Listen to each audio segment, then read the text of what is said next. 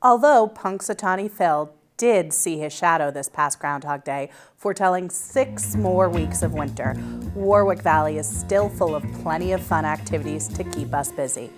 Don't go away. We'll be right back.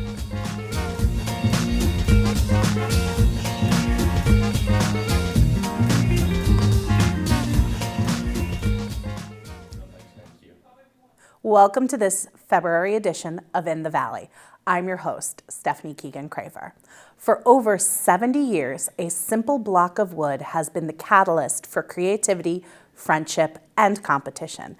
This annual tradition unfolds again right here in Warwick this month.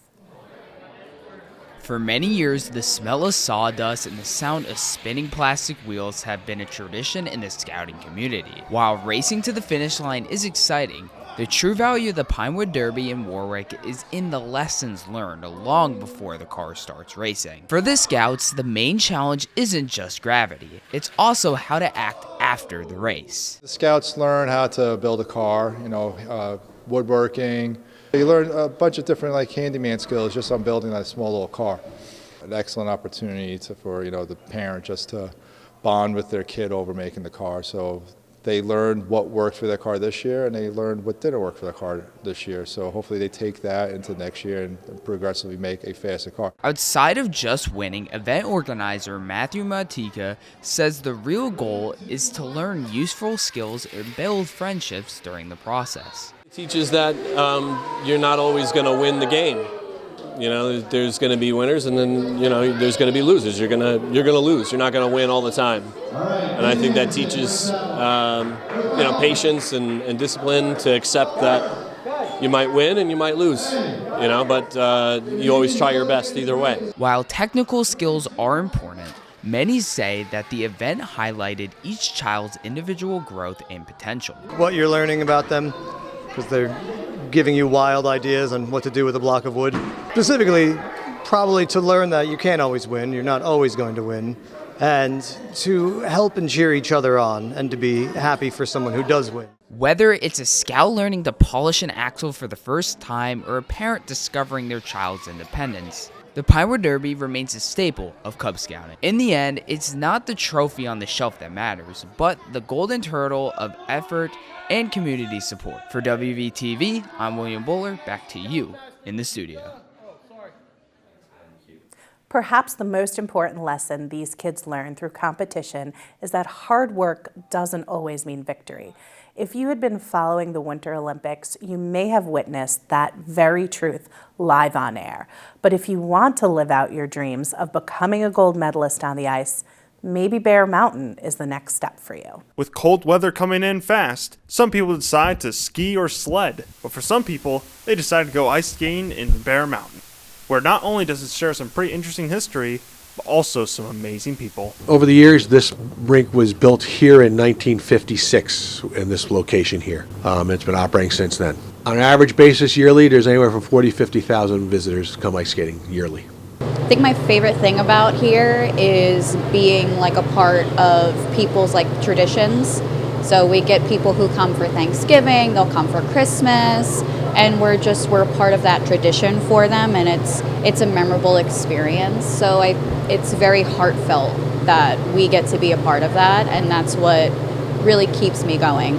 Not only does this ice rink share history with the famous Bear Mountain Park, but also shares many great memories with the ice skaters. It's been about 20 some odd years before I got back into skating because my children had a skating program. And when I first came here, it was the first time I'd ever been on an actual ice rink. And it's a wonderful exercise. It's really like running without the impact on your body. And it's just beautiful. I always knew about Bear Mountain. We would go here in the summer and just, do hikes and then just ride the carousel, and then we would ice skate here. And so it's kind of just like a childhood thing that we always did. And then I'm here with my friend. And so we just wanted to go today, even though it's freezing. We just figured it'd be nice. If you're looking for a nice ice rink, head on down to Bear Mountain. I'm Brett Roberson with WVTV, signing off. When we come back, we'll be joined by a special guest who has been a chamber board member for over half a decade.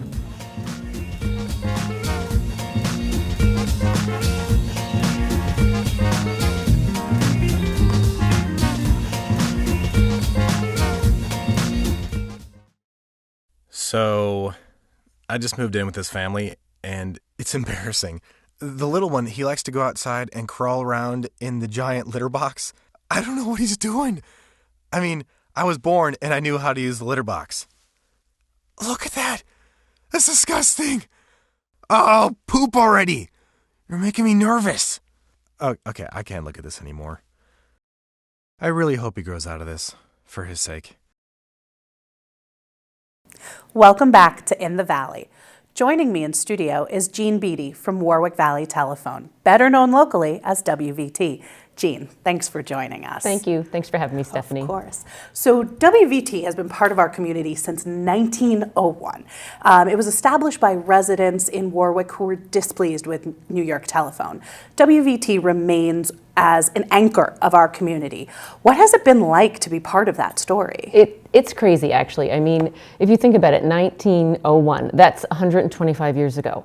Our country is only 250 years old, so we've been here for half of that country, half of the time the country's been around, and you know that's saying a lot for 25 little farmers that started in 1901. They wanted better service from their telephone provider, so they started their own company. Thus, Warwick Valley Telephone began. And 125 years later, we are now WVT Fiber. We offer high-speed broadband fiber in over 20,000 homes and businesses in Warwick, Florida, Vernon, Highland Lakes, Upper Greenwood Lake, and we really are, I'm going to say, pun intended, the fiber of the community. Like, the entrepreneurial spirit that started that company is still there and thriving at WVT Fiber. Our parent company, Archtop Fiber, bought us about 2 years ago, and they invested millions of dollars in our brand new fiber network, and the entrepreneurial experience is still like near and dear to my heart. I love being part of it. Yeah, we love that. So you are the community product placement manager? Community business development manager. What? Community development, not business. Community development manager. And so what does your day-to-day look like? Yes. My day-to-day it's pretty much different every day. I'm always doing something new, which I enjoy the variety in my job. Some days I'll be preparing for like a sidewalk sale. Some days I'll be down at the local Cafe a la Mode. I'll bring my little table and wares and offer free coffee to the next 2 hours worth of customers that come in, and I just explain what our fiber products is, how it can help them in their business, how it can help them in their home.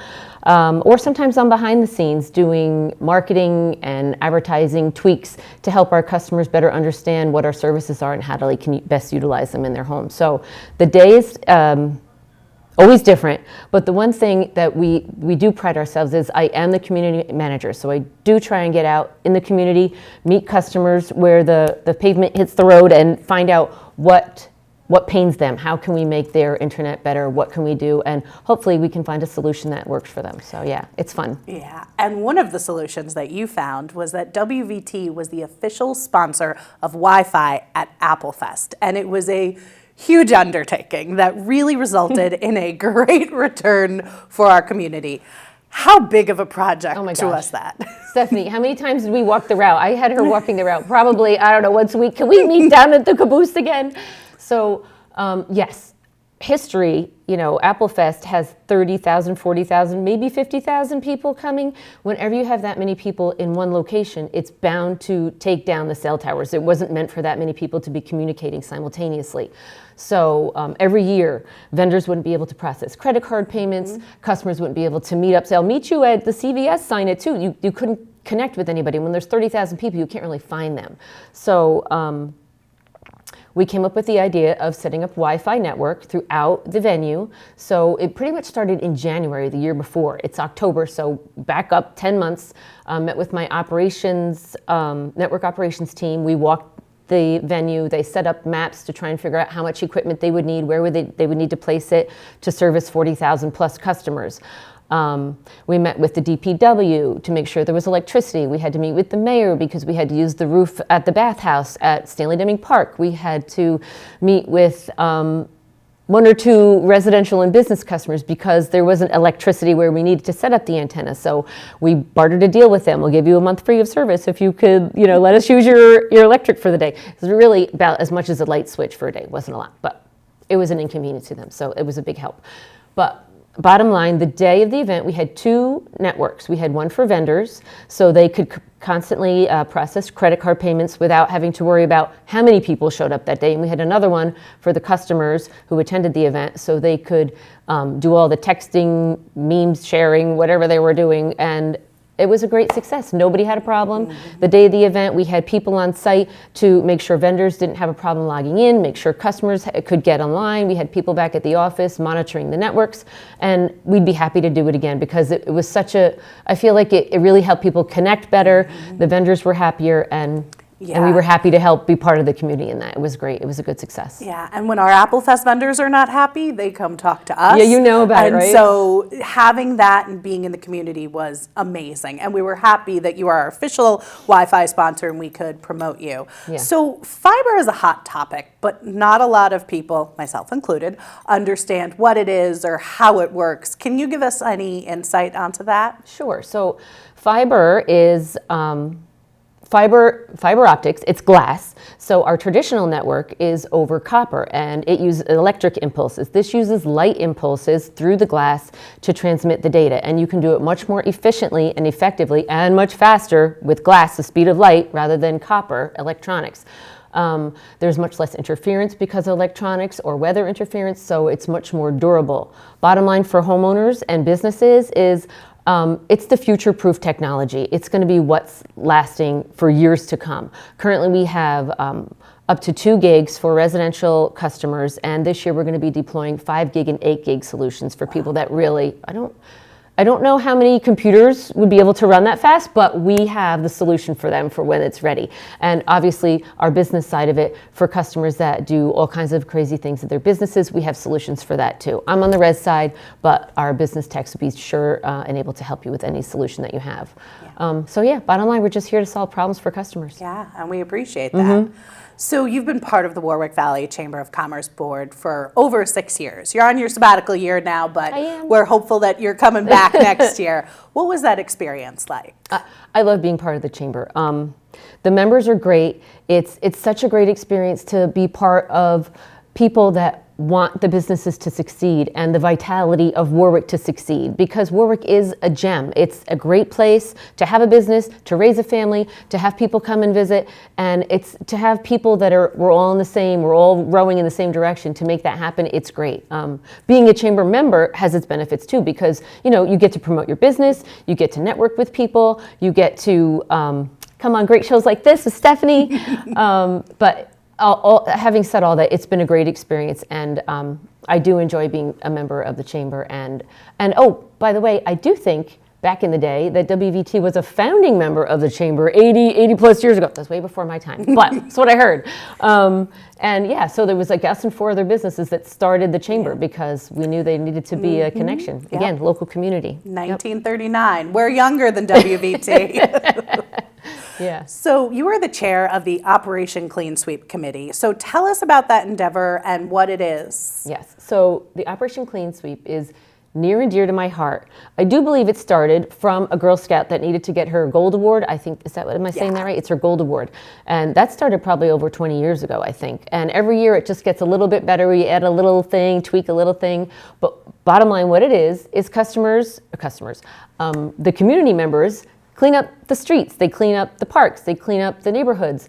They can get their plastic bags, they can get their gloves all from the chamber, or they can get it that day. We have a special day set aside for it. It's right around Earth Day. I think is it the 26th this year? I think it's the 25th. 25th, Saturday. That Saturday you come down to the Chase parking lot, meet Stephanie and I, and let us know what road you're going to be cleaning, bring a bunch of friends, put all the garbage in the bag, tie it up, and then the following week, the town DPW, this is throughout the town of Warwick, by the way. Any road that you feel has rubbish on it and you want to clean up, please come help. We need help. And they will come by and take it all away for free. But not only that, that day also has, if you have private documents that you want shredded, there's a shredding device.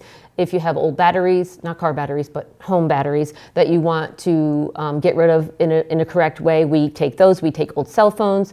There's a pill drop in case there's old prescriptions that people don't want to be laying around their house. The police take that and keep it securely. I think there's also, isn't there, you tell me more because I know you know, there's what am I missing? The computer guy guy takes old TVs computers and old computers. Right? Old oil, right? That's Leo Cades. Leo He takes Cades the does old that. oil. Yep. Sustainable Warwick takes items like air conditioners that have Freon, in them. Okay. And last year we introduced textile recycling. Right. So that was really great. And we just keep trying to grow it and make it, a community effort. Yeah. So any advice for our viewers who are watching that you have learned from your journey? I would say always keep learning, always try something new, and get involved. Get involved in the local community, get involved, because I just feel like today everyone's on their phones and they're all living their own separate lives and they're getting angrier. And get out there, be a part of the community. You won't believe all the great people that you'll meet, and you'll have such a good feeling that you're making a difference in the local community just with Clean Sweep. Go clean up a street, you'll feel better about it. You get some fresh air, you get the sun, or all the other committees that we have. It's a great thing. And as far as my journey at work, I mean, I've been blessed that I've been able to live in the community that I also work in, so I get to see the fruits of my labor, and I do feel blessed with that. I love WVT Fiber and now Archtop Fiber. WVT, the folks there, I've been with them for a long time. They're like a second family to me. So find something that you truly enjoy, and then it won't feel like work. Yeah. That's my goal for that. But we love that. So thank you, Jean, for joining us on In the Valley, and we will be right back. Thanks so much.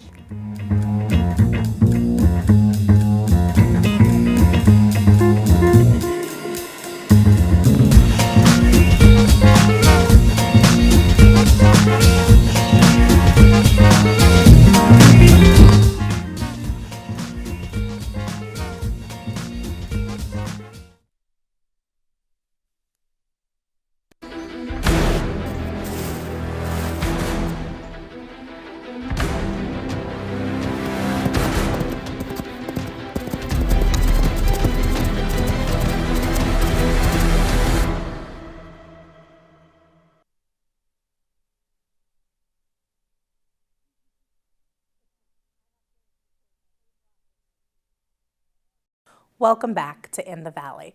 For folks who live in Warwick, whether your family is growing or you're looking to downsize, it's important to have someone you trust to support you when you need to make a change, but you don't have to go far to find the connection you need.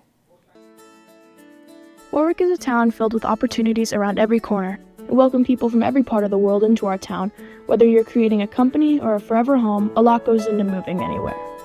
Warwick is filled with many great real estate businesses, but the leading real estate brokerage company, Keller Williams, has its own spot in the Hudson Valley.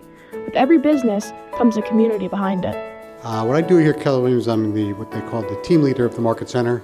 I oversee the operations internally, I help agents grow their business, I coach them along the way, and I help them recruit and grow the Market Center. What makes Keller Williams special is the people that we have involved here, the people that come in and out of our lives every day, and the people that support and grow with each other. Not only does a company need a strong captain, but just as strong team players that help each other out, no matter their field of expertise. I'm a realtor. I'm an associate broker for Keller Williams First in New York. I sell real estate, primarily residential. Residential is homes, condos, townhouses, co-ops, any place people live. So commercial real estate is basically the following asset classes. It can be land, it can be multifamily, it can be industrial, retail. Those are all commercial classes and assets that I've sold over the years. The reason I became a commercial broker is it's all about the numbers, and there's no emotions involved. If the numbers work, the deal gets done. In an ever-changing world of technology, a company must have someone to promote their brand and bring in new clients.